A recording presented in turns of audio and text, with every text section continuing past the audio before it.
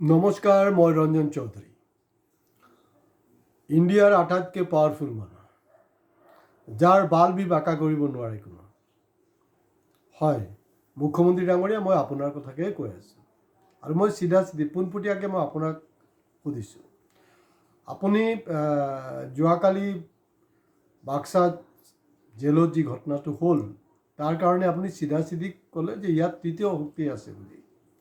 কপাল ভাল, আপোনালোক খালি কোৱা নাই ইয়াত বিদেশী হাত আছে বুলি। যেনেকৈ কা আন্দোলনৰ সময়ত কৈছিলে ন আপোনালোকে ইয়াৰ বিদেশী হাত আছে বুলি। এতিয়া প্ৰব্লেমত আছেতো আপোনালোক। ক'ত চাইনা লগাব, ক'ত পাকিস্তান লগাব, ঝামেলা হৈ গৈছে ন। বাংলাদেশ লগাব। বিদেশী শক্তিৰ কোৱাটো টান হৈছে। 2019 আৰু 2025 অলপ মানুহবিলাক জাগ্ৰত হৈছে, সজাগ হৈছে, যিটো কাৰণে 2024 য'ত আপোনালোকে কৈ আছিলে আপকি বাৰ 400 পাৰটো দূৰৰ কথা, এই ভেজাল বুজুল কৰি কোনো ৰকম 200 পাৰ কৰিছে। এতিয়া মূল কথাটো হ'ল যে আপুনি চিধা কৈছে যে তৃতীয় শক্তি। হয় মুখ্যমন্ত্ৰী ডাঙৰীয়া, তৃতীয় শক্তি নহয়, আপুনি কওঁতে অলপ ভুল কৰিছে। এই গোটেই ঘটনাটোৰ আঁৰত কিন্তু ত্ৰিমূৰ্তি আছে, ত্ৰিমূৰ্তি। তৃতীয় শক্তি নহয়, আপুনি ওচৰা ওচৰিয়ে আছিলে, মই আপোনাক শুদ্ধ কৰি দিছোঁ। ত্ৰিমূৰ্তি আছিলে। ত্ৰিমূৰ্তি কোন? নম্বৰ 1 বিজেপি নিজে আছিলে, নম্বৰ 2 RSS আছিলে, নম্বৰ 3 ভণ্ড অনুৰাগী যিবিলাক আছে তাহাঁতি আছিলে। আৰু এই যে ঘটনাটো হ'ল, এই ঘটনাটো হ'বলৈ আপোনালোকে খুব ছিষ্টেমেটিকেলি, খুব প্লেনফুলি আপোনালোকে এই গোটেই কাৰবাৰটো কৰিছে। মই যোৱাকালিও এপিছ'ডতো কথা কৈ আছোঁ আৰু আজি মই পুনৰাই এই একেই কথা মই কৈ আছোঁ আপোনাক, যে এই গোটেই ঘটনাটো আপোনালোকে হ'বলৈ দিছে। কাৰণ বিজেপি এনেকুৱা এটা দল, কোনো বস্তু তেওঁলোকৰ নিয়ন্ত্ৰণত নথকাকৈ ক'ত ডেভেলপ হ'ব এইটো কাকো হ'ব নিদিব। This is not Congress, this is BJP.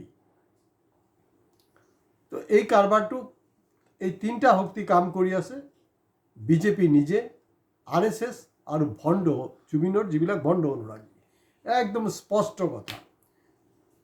দ্বিতীয় কথাটো হ'ল, তাত যি বিক্ষোভ হ'ল, তাৰমানে ক্ষোভটোতো আছে, ক্ষোভ আছিলেই, মানুহৰ ক্ষোভ আছিলে বুলি বিক্ষোভ হ'ল।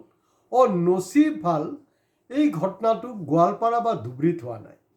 তেতিয়াহ'লেতো লগে লগে আপুনি সেই মিয়া পলিটিক্সটো ইতিমধ্যে জুবিন গাৰ্গে শেষ কৰি দি গৈছে। তেওঁ জীৱিত অৱস্থাও আপ্ৰাণ চেষ্টা কৰিছিলে, কিন্তু হয় তেওঁৰ মৃত্যুৰ পিছত এই হিন্দু মুছলমানৰ পলিটিক্সটো কিন্তু শেষ কৰি দিলে। গতিকে নচিব এটাই বেয়া যে এৰিয়াটো খেলি মেলি হৈ গ'ল। তাৰ যি জনবিন্যাস, আপুনি খুব জনবিন্যাসৰ কথা কৈ থাকে নহয়, খিলঞ্জীয়া, ভূমিপুত্ৰ সংকটত। প্ৰথম কথাটো হ'ল, আপুনি ডক্টৰ হিমন্ত বিশ্ব শৰ্মা ডাঙৰীয়া, আপুনি খিলঞ্জীয়া না ভূমিপুত্ৰ, মোৰতো অলপ সন্দেহ আছে। যদি মই অৰিজিনেল ব্যাখ্যালৈ যাওঁ, আপোনালোকৰ টোটাল বেকগ্ৰাউণ্ডলৈ মই যাওঁ, এই যে দেৱ শৰ্মা, এই মানুহবিলাকক যদি চালি জাৰি চোৱা যায়, তেওঁলোক কোনোপধ্যেই খিলঞ্জীয়া বা ভূমিপুত্ৰৰ লিষ্টত নপৰে। প্ৰকৃতাৰ্থত অসমীয়া হয় নে নহয় সেইটো লৈ কিন্তু এটা সন্দেহ আছে। তাৰ কাৰণে এটা বেলেগ এপিছ'ডৰ দৰকাৰ, এইটো আমি নিশ্চয় সময়ত কৰিম। তাত চাব যি ঘটনাবিলাক হ'ল, ঘটনাত 6 বছৰীয়া শিশু এটা হৈছিলে আৰু এই ঘটনাটো কিন্তু স্বতঃস্ফূৰ্তভাৱে হৈছে। আপোনালোকৰ প্লেনিংটো বেলেগ আছিল এইটো, কাৰণ স্বতঃস্ফূৰ্ত নোহোৱা হ'লে 6 বছৰীয়া শিশুটো কিন্তু তাত নগ'লে হয়। আৰু খুব ছিষ্টেমেটিক আৰু প্লেন ৱাইজ আপুনি চাব যে কিছু পাৰ্টিকুলাৰ মিডিয়াৰ ওপৰতে কিন্তু আক্ৰমণ হৈছে। আৰু এইটো কেলে হ'ব পাৰিছে জানেনে? তাৰ দুটা ৰিজন হ'ব পাৰে। মই বহু মাইল দূৰৰ পৰা কৈ আছোঁ। এয়া হ'ল যে এই সাংবাদিকবিলাকে এথিক্স নাজানে। নম্বৰ 2, তেওঁলোকক সন্মান জনাই কৈছোঁ। নম্বৰ 2, তেওঁলোকৰ প্ৰপাৰ ট্ৰেইনিং নাই। আপুনি ভাবে নেকি যে নেশ্যনেল ইণ্টাৰনেশ্যনেল মিডিয়া আপোনাৰ বস্তুবিলাক চাই থকা নাই? গোটেই মনিটাৰ কৰি আছে। But they are very professional, they are trained. তেওঁলোকে এই ধৰণৰ ফটুৱা সাংবাদিকতে তাহাঁতি নকৰে। তেওঁলোকৰ হাতত ইনফৰমেশ্যন আছিলে। সেইটো কাৰণে চাব, কোনো নেশ্যনেল মিডিয়াৰ মানুহ কিন্তু আঘাতপ্ৰাপ্ত হোৱা নাই। কাৰণ এই যে মিডিয়া মানুহবিলাক, সেই মিডিয়া মানুহবিলাকৰ চিম্পলি যিবিলাকৰ এটা কাৰ্ড দি দিয়া হৈছে, যাৰ কোনো মিনিমাম ৱেজ নাই, যাক মিনিমাম ফেচিলিটিজ দিয়া হোৱা নাই, তেনেকুৱা অকৰা মানুহখিনিক এৰি দিয়া হৈছে। আৰু তাহাঁতি ভাবিছে এডভেঞ্চাৰ, যে আমি যিমান ভিতৰলৈ যাম ইমানে মানে বস্তুটো আনিম, মানে আমি একদম হেৰি হৈ যাম, মানে ছুপাৰ ডুপাৰ হিট হৈ যাম, নোবেল প্ৰাইজ পাই যাম। তেনেকুৱা নহয় সাংবাদিক বন্ধুসকল, আপোনালোকে যেতিয়াই কৰিব তেতিয়া এথিক্স মেইনটেইন কৰিব। আপোনাৰো যে মানে সুৰক্ষাৰ কথা আছে, এই কথা বতৰাবিলাক কিন্তু চালি জাৰি চাব। মুখ্যমন্ত্ৰীয়ে বহুত ডাঙৰ ডাঙৰ কথা পাতি থাকে, বহুত ডাঙৰ কথা পাতি থাকে, কিন্তু মুখ্যমন্ত্ৰী ডাঙৰীয়া যদি জেগাত পৰি যায় নহয় উইদাউট ছিকিউৰিটি, আজি অসমত এনেকুৱা মানুহ আছে যে মুখ্যমন্ত্ৰী ডাঙৰীয়াক কাটি পেলোৱাৰতো বাদেই দিয়ক, কিমা বনাই দিব।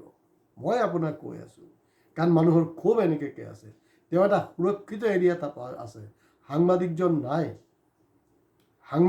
নাই। আৰু এটা সাংবাদিকৰ ওপৰত কিন্তু এইটো হোৱাৰ আৰু এটা কাৰণ হ'ল, জুবিন গাৰ্গ এই ঘটনাটো হোৱাৰ পিছৰ সংবাদকৰ্মী বা সংবাদ যে যিবিলাক ব্যৱস্থা দি আছে, যিবিলাক চেনেল আছে, তেওঁলোকৰ ওপৰত কিন্তু প্ৰকৃতাৰ্থত যিবিলাক অনুৰাগী, তেওঁলোকে কিন্তু বহু অংশই আপোনাৰ মানে কনফিডেন্সটো হেৰাই পেলাইছে। কাৰণ ৰঞ্জন চৌধুৰী যি ধৰণে কথা পাতি আছে, তেনেকৈ কিন্তু অসমৰ এটা চেনেলৰো কাৰ বাপৰ দম নাই, কাৰ বুকুত 26 ইঞ্চি হেৰি নাই যে এনেকৈ কথা পাতিব। ৰাইট ফ্ৰম 19 ছেপ্টেম্বৰ মই যি ধৰণে কথা পাতি আছোঁ, এইটো লাইনত এইটো এনেকুৱাকৈ ব্যাখ্যা কোনো দিয়া নাই। মই গৰ্ববোধ কৰা নাই, মই কনফিডেন্সেৰে কৈ আছোঁ। গতিকে সাংবাদিকৰ ওপৰতো কিন্তু মানুহৰ এটা ক্ষোভ এটা আছে, যদি চান্স পাই যায় ইহঁতকো পিটি দিব। কিন্তু যিকোনো পধ্যে এইবিলাক হ'ব নালাগে। আছুৰ নেতাই কৈছে যে মানে জুবিনৰ ন্যায় পাবলৈ হ'লে মানে হিংসাৰ যোগেদি নহ'ব। খুব ভাল কথা। মানে ভূতৰ মুখৰ ৰাম নাম আছু, আৰে প্ৰভু, আছুৰ বৰ্তা আৰু ককাসকল, মই এটা বস্তুই জানিব বিচাৰিছিলোঁ খুৰাসকলক, ভাইটিসকলৰ পৰা এটা বস্তু জানিব বিচাৰিছোঁ, অসম আন্দোলন কি অহিংস আছিলে নেকি? নেলিৰ ঘটনাটো কি হৈছিল? নিৰস্ত্ৰ প্ৰায় 3000 মানুহক যে নৃশংসভাৱে হত্যা কৰিছিলে, কাৰ উচতনিত, কাৰ কাৰবাৰত হৈছিলে? এয়া আছিলে আছু। হয়, লগতে তেতিয়া RSS কাম কৰিছিলে, সেইটো বেলেগ কথা। কিন্তু আছুৰ মুখত মানে ভূতৰ মুখত ৰাম নাম, অহিংস। কাৰণ অসমৰ ৰাইজ আছুৰ ওপৰত আস্থা হেৰাইছে, সেইটো কাৰণে এনেকুৱাকৈ খংটো উজাৰ কৰিছে কাৰণ আপোনালোকৰ বিশেষকৈ 2019 কা আন্দোলনৰ পিছৰ পৰা আপোনালোকৰ ওপৰত কিন্তু কোনো ধৰণৰ বিশ্বাস মানুহৰ নাই। সেইকাৰণে মানুহৰ স্বতঃস্ফূৰ্তভাৱে ওলাই আহিছে। চ' মই ভিডিঅ' ইয়াতে শেষ কৰি আছোঁ। আৰু গোটেই ঘটনাটো চৰকাৰৰ পৃষ্ঠপোষকতাত হৈছে। এওঁলোক খালি এটাই প্লেনিং কৰি আছে যে এনেকুৱা এটা চিটুৱেশ্যন ক্ৰিয়েট কৰি যেনে তেনে প্ৰকাৰে মানে তিহাৰত যাতে জেলত ট্ৰেন্সফাৰ কৰি দিব পৰা যায় এই কেইজনক, সেইটোৱে কাৰণ। আৰু গোটেই অসমখনক হেৰি।